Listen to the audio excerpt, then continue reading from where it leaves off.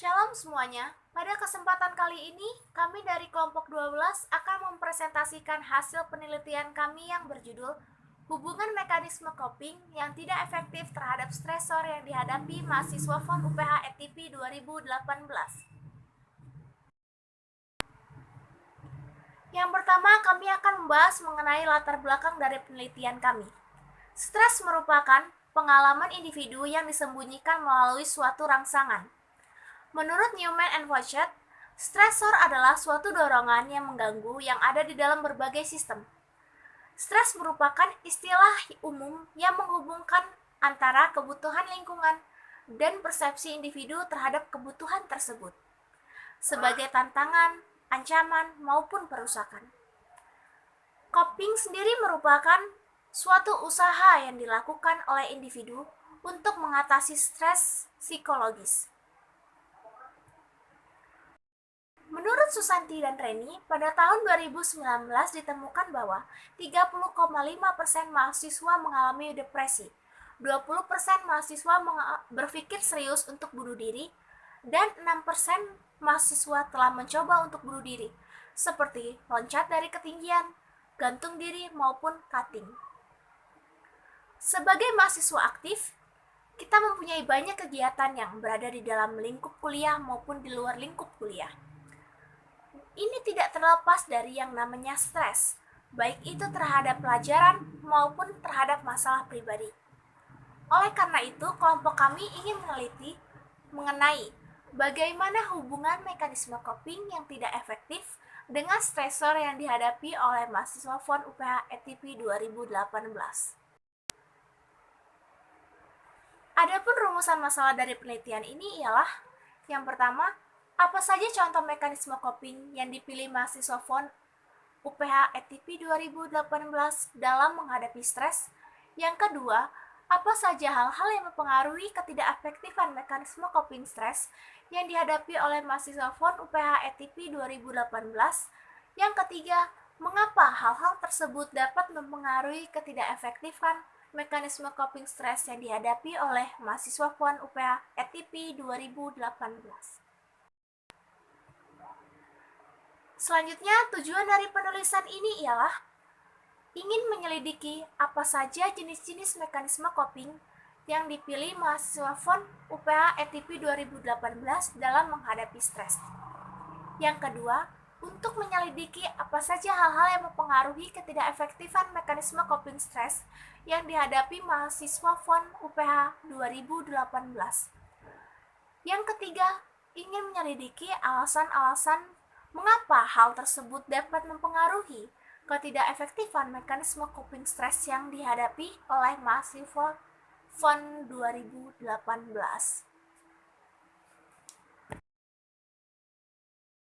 Oke, shalom teman-teman dan ibu guru sekalian. Sekarang saya akan melanjutkan presentasi makalah. Saya David Pransyatupang akan melanjutkan makalah ini. Manfaat karya ilmiah. Di dalam manfaat karya ilmiah terdapat dua manfaat, yaitu manfaat praktis dan manfaat teoritis. Kita mulai dari manfaat teoritis. Di sini, dalam manfaat teoritis, memberikan pengetahuan dan informasi kepada setiap pembaca, khususnya kepada para mahasiswa. Keperawatan UPH, khususnya ETP 2018, mengenai mekanisme coping stres yang tidak efektif terhadap stres yang dihadapi. Itu untuk manfaat teoritis. Sedangkan untuk manfaat praktis, dapat menjadi acuan dan sarana bagi mahasiswa keperawatan UPH, khususnya ETP 2018, untuk dapat memilih jenis-jenis mekanisme coping stres yang efektif dan dapat menghindari hal-hal yang dapat mempengaruhi ketidakefektifan mekanisme coping stres yang sedang dihadapi. Kemudian saya lanjut bab 2, landasan teoritis. Kajian teoritis. Ada definisi mekanisme. Definisi mekanisme menurut KBBI. Mekanisme ada dua pengertian, yaitu penyesuaian dan pertahanan. Maka, mekanisme adalah proses penyesuaian diri serta pertahanan dalam suatu usaha yang dilakukan. Jadi itu, mekanisme itu suatu pertahanan yang dilakukan manusia untuk menghindari efek-efek atau hal-hal yang bisa menyebabkan stres. Kemudian, definisi coping. Coping menurut Nazir dan Mutid 2013 menyebutkan, coping adalah suatu cara yang dilakukan oleh individu untuk menyelesaikan masalah atau keluar dari masalah, menyesuaikan diri, suatu perubahan, serta tanggapan terhadap kondisi yang mengancam diri. Jadi, coping ini merupakan suatu hal atau suatu mekanisme yang kita lakukan untuk menghindari atau bisa membantu kita dalam mengeluarkan dari masalah yang kita hadapi penyebab dari stres tersebut. Menurut Wibowo 2015 menyebutkan, coping merupakan suatu proses untuk mengatur tuntutan yang dianggap membebani pikiran kita. Baru menurut Rokelin dalam kasus psikologi, coping adalah suatu bentuk tingkah laku atau tindakan di mana individu melakukan interaksi dengan lingkungan sekitarnya.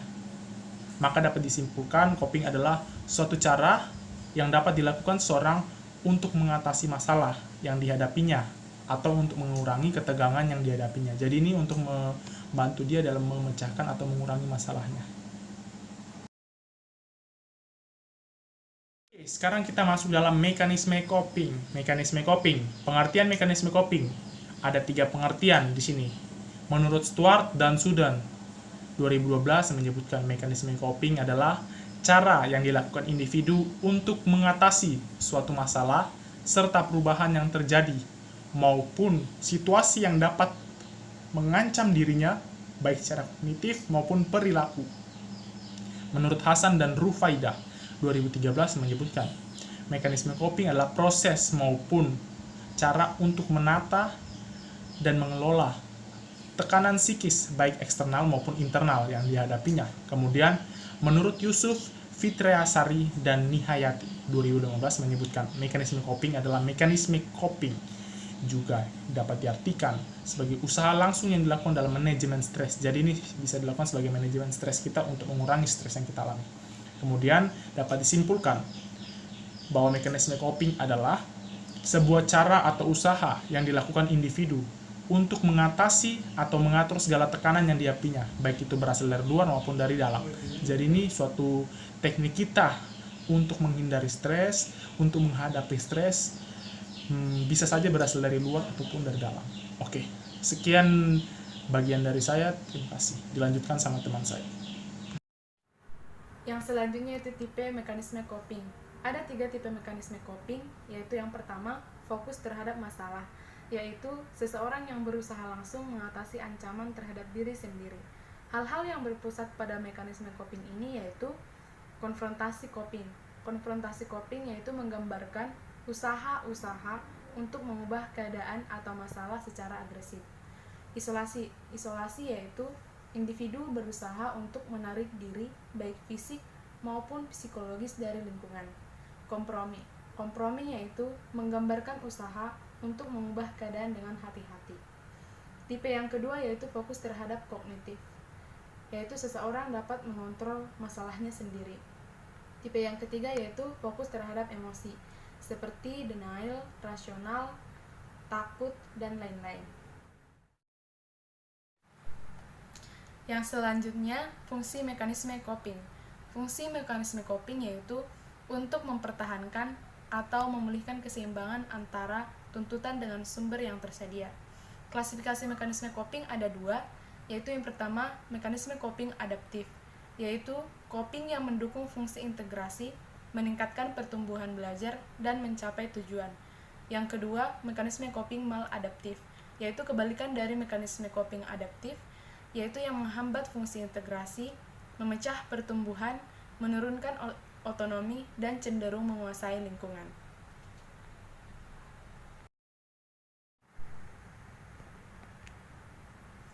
Stresor. Pengertian stresor. Menurut KBBI, stresor adalah penyebab dari stres. Menurut beberapa ahli, yang menurut dari Helmi tahun 2012, stresor merupakan simulasi atau situasi yang dapat mengancam kesejahteraan individu. Menurut Ardiayanti, pada tahun 2014, stresor adalah stimulus yang menjadi pencetus atau awal dari suatu perubahan. Maka dapat disimpulkan bahwa stresor adalah suatu stimulus yang dapat datang dari dalam maupun dari luar diri seseorang yang dapat menyebabkan stres. Yang selanjutnya yaitu respon terhadap stresor. Yang pertama yaitu respon kognitif. Respon kognitif yaitu jembatan seseorang dalam menghadapi potensi kerusakan. Yang kedua, respon efektif. Respon efektif yaitu respon yang membangun perasaan, seperti perasaan marah, takut, antisipasi, menolak, dan lain-lain. Yang ketiga, respon fisiologis, yaitu respon dari beberapa hormon, seperti hormon prolaktin atau hormon pertumbuhan lainnya. Yang keempat, respon perilaku, yaitu hasil dari respon efektif dan fisiologis. Yang kelima, respon sosial, yaitu respon yang berupa mencari arti, atribut sosial, serta perbandingan sosial. Selanjutnya, bagian 2.2 yakni hipotesis. Berdasarkan kajian teori dan penelitian-penelitian para ahli sebelumnya mengenai hubungan mekanisme coping yang tidak efektif terhadap stresor yang dialami mahasiswa FON UPH 2018, dapat ditarik hipotesis sebagai berikut. Yang pertama, setiap mahasiswa FON UPH memiliki strategi coping mekanisme copingnya masing-masing. Yang kedua, mekanisme coping yang digunakan oleh mahasiswa FON UPH cenderung berfokus pada mekanisme coping yang maladaptif. Yang ketiga, mahasiswa FON UPH belum mengerti dan paham cara penanganan dari stresor yang dihadapi. Yang keempat, mahasiswa FON UPH memutuskan untuk melarikan diri dari masalah yang dihadapi atau bersikap acuh tak acuh. Dan yang kelima, mahasiswa FON UPH salah memilih coping strategi serta mekanisme coping yang digunakan. Selanjutnya, kita akan masuk ke bagian bab 3, yakni metodologi penelitian, tempat dan waktu penelitian. Penelitian yang berjudul hubungan mekanisme coping yang tidak efektif terhadap stresor yang dihadapi mahasiswa FON UPH 2018 ini akan dilaksanakan pada hari Rabu 1 April 2020, tempat di Fakultas Keperawatan Universitas Pelita Harapan. Adapun penelitian ini ditujukan kepada mahasiswa Fakultas Keperawatan UPH ETP 2018. Metode penelitian adalah untuk pengumpulan alat data, kami menggunakan teori dari para ahli dengan buku dan jurnal. Kemudian, untuk metode analisa data, kami menggunakan kuesioner dari para responden, lalu membandingkan hasil dengan hipotesis yang telah kami buat. Untuk bagian bab 4 atau pembahasan, akan menjelaskan terkait perbandingan hasil penelitian dengan hipotesis yang sudah dibuat. Setelah dilakukan penelitian, dengan target sampel yang dibutuhkan 70 orang diperoleh hasil yang pertama, sebanyak 96,6% mahasiswa pernah mengalami stres dan 1,4% tidak pernah mengalami stres. Kemudian yang kedua, frekuensi stres yang dialami mahasiswa diantaranya setiap hari sebanyak 24,3%, 3 kali seminggu sebanyak 15,7%, 2 kali seminggu sebanyak 27,1%, 1 kali seminggu sebanyak 31,4%, dan yang tidak pernah stres yakni 1,4%. Yang ketiga, penyebab stres yang dialami mahasiswa sebagian besarnya adalah pendidikan yakni sebanyak 67 orang atau 95,7%.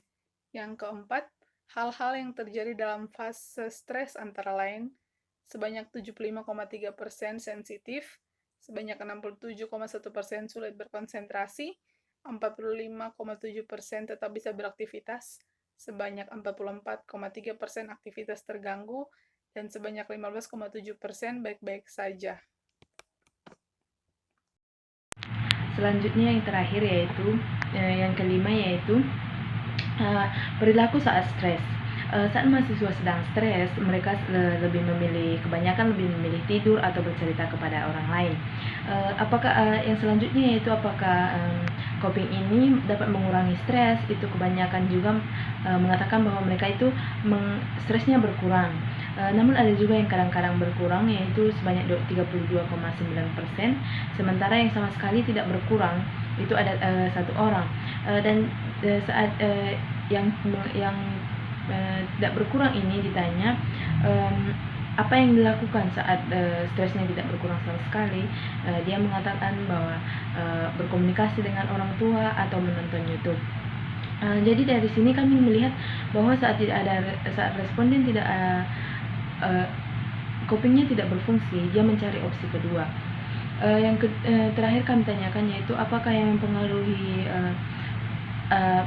stres mahasiswa, yaitu berpikir positif, berdoa, mood, saran dari teman dan keluarga mempengaruhi coping stres itu berfungsi atau tidak. Dari hasil penelitian ini kami membandingkan dengan hipotesis kami, yaitu hipotesis kami itu mahasiswa memiliki strategi, bahwa mahasiswa itu memiliki mekanisme copingnya masing-masing, namun cenderung maladaptif. Selanjutnya bahwa mahasiswa itu belum mengerti. Hipotesis kami mengatakan belum mengerti, tapi dari data bahwa mahasiswa itu kebanyakan mencari coping sendiri saat ada stresor, bukan melarikan diri atau acuh tak acuh, melainkan mencari cara lain, seperti tadi mencari opsi lain atau seperti opsi lain yaitu berkomunikasi dengan orang tua atau menonton YouTube. Penutup yaitu ada kesimpulan.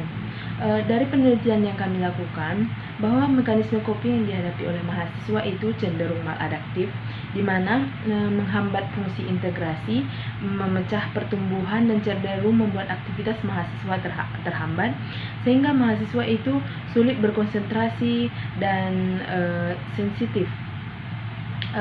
Adapun penyebabnya itu karena mahasiswa itu mengambil peran yang banyak, mengambil kegiatan yang banyak, sehingga membuat mahasiswa memiliki peran ganda yang harus dilaksanakan. Jadinya sulit bagi mahasiswa untuk memanajemen waktu, membagi waktu untuk kegiatan ini, kegiatan itu, dan sulit juga membuat mahasiswa sulit untuk berpikir positif. Sarannya itu kami menyarankan agar penelitian ini lebih dikembangkan lagi sehingga dapat membuktikan suatu kebenaran dari hal-hal yang cenderung kita anggap salah atau keliru. Kiranya responden yang turut serta dalam penelitian kami ini mengisi kuesioner kami dengan sungguh-sungguh dan serius. Terima kasih.